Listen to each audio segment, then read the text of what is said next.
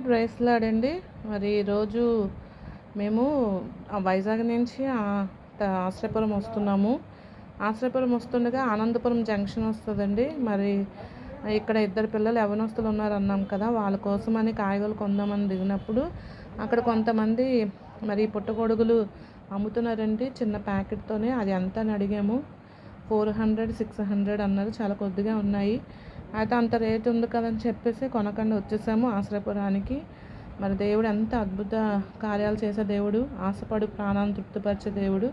మరి మేము ఆశ్రయపురంలో మొక్కలన్నీ శుభ్రం చేస్తుండగా మరి నిజంగా దేవుడు అద్భుతము. ఈ పుట్టగొడుగులండి అక్కడ మొలిచాయి.